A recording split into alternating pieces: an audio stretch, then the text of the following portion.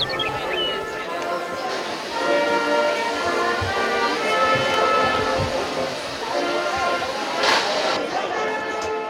Chuck Holmes. I live in the Detroit, Michigan area, and I came out here in 2012 as a visitor and was talking to the engineer, and he suggested that I volunteer to learn how to be a fireman.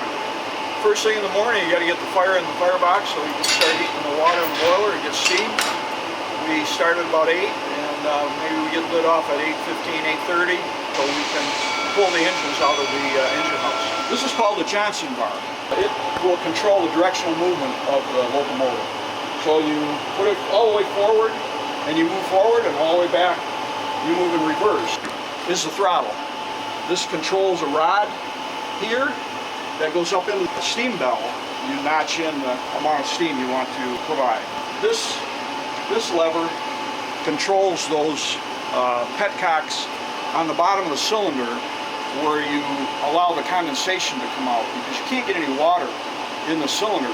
And some railroad just blew their cylinder, the front end of their cylinder up by letting water get in. So we're very careful about that. And you'll see when the engine pulls out, right under the cylinder in the front of the engine, steam shoots out alternatively. And once you get running, once everything's clear, then you can close that. In 1869, when the 119 and the Jupiter were here, there were no air brakes on these engines. They were stopped with handbrakes. So this would have been the air brake control for the cars, if we had cars here. So this is a mock-up. This is the air brake we use for the engine. And actually, the air brakes are on the tender. There are no brakes on the engine itself. I think they wanted to keep the engines pretty much the way they were. It might be interesting to think, if you put steam into a steel piston, steel on steel, pretty soon it's going to be worn out. And so this is what's called a hydrostatic injector. And we are able to inject oil into each cylinder. This is the right cylinder, this is the left. So we're constantly oiling those pistons through this system.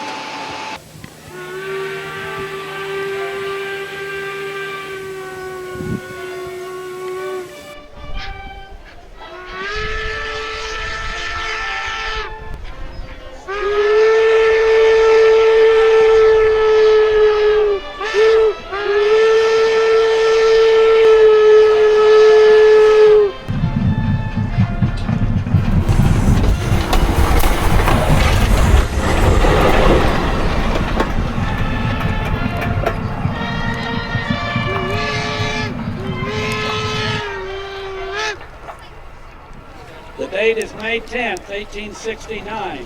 The place is Promontory Summit, Utah. An unlikely spot for the culmination of an undertaking that will mark the ending of the Old West and the beginning of the new. Ladies and gentlemen, on behalf of the officials of both railroads, the Union Pacific and the Central Pacific, I bid you welcome. We are assembled here to link the ends of the earth, to join the raw riches of the American West with the finished products of the industrial East. Most important is the telegraph operator.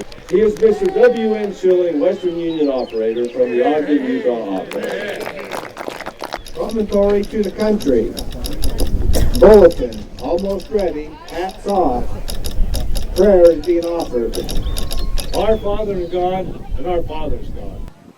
We consecrate this highway for the good of thy people, and that this mighty enterprise may be unto us as the Atlantic of thy strength and the Pacific of thy love, through Jesus the Redeemer. Amen. Amen. Bulletin, we have got done praying. The spike is about to be presented. At this time it is my pleasure to introduce a fellow resident of Sacramento, Dr. H.W. Hartness, who will present 2 railroad spikes. But these are not ordinary spikes. Ladies and gentlemen, these are golden spikes made from pure California gold.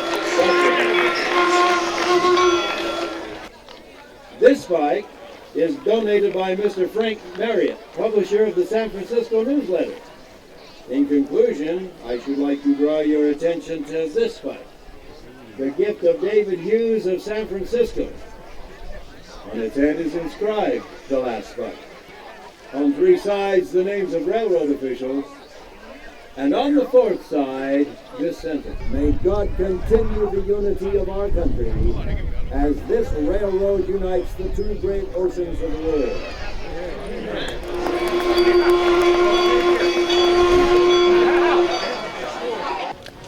From the iron of the east to the gold of the west, Nevada adds her link of silver to span the continent and wed the ocean.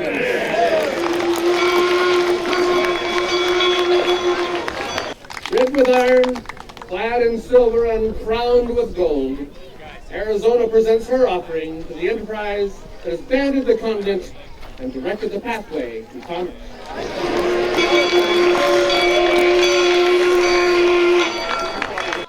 Ladies and gentlemen, the President of the Central Pacific Railroad, Governor Leland Stanford.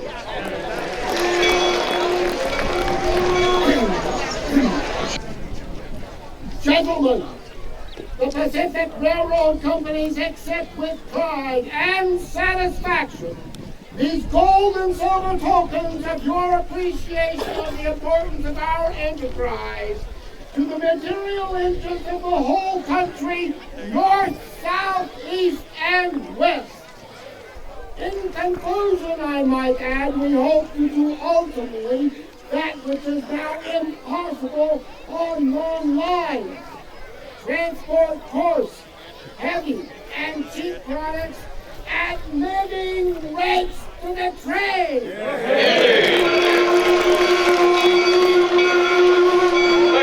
Thank you, Governor Stanford, for your astute and timely remarks. At this point, we should explain that the last spike is a regular iron railroad spike that can be driven with a maul.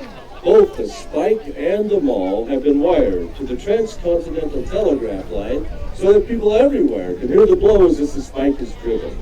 As Mr. Schilling gives the signal that the last spike is driven, a magnetic ball will fall in the dome of the national capitol. In San Francisco, the fire alarm bell will ring. A volley of 200 rounds will be fired in salute at Fort Point. And in Philadelphia, the Liberty Bell will ring again. Gentlemen, are you ready? The signal will be 3 dots for the commencement of the blows.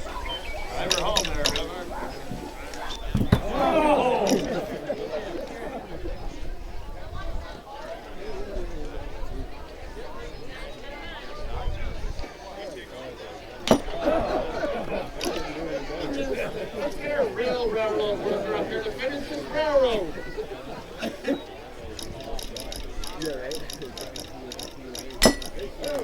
Bulletin. E-O-N-E, gun.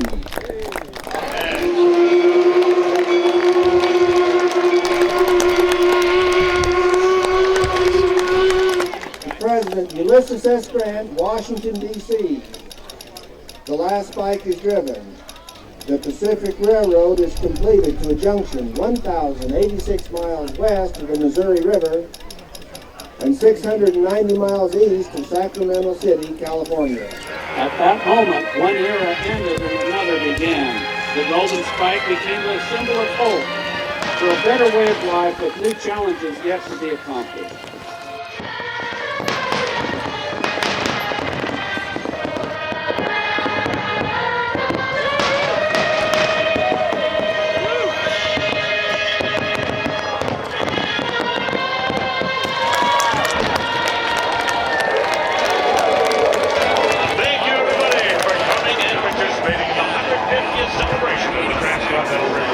This completes the formal program. The festival remains open until 7 p.m. Thank you all for being here.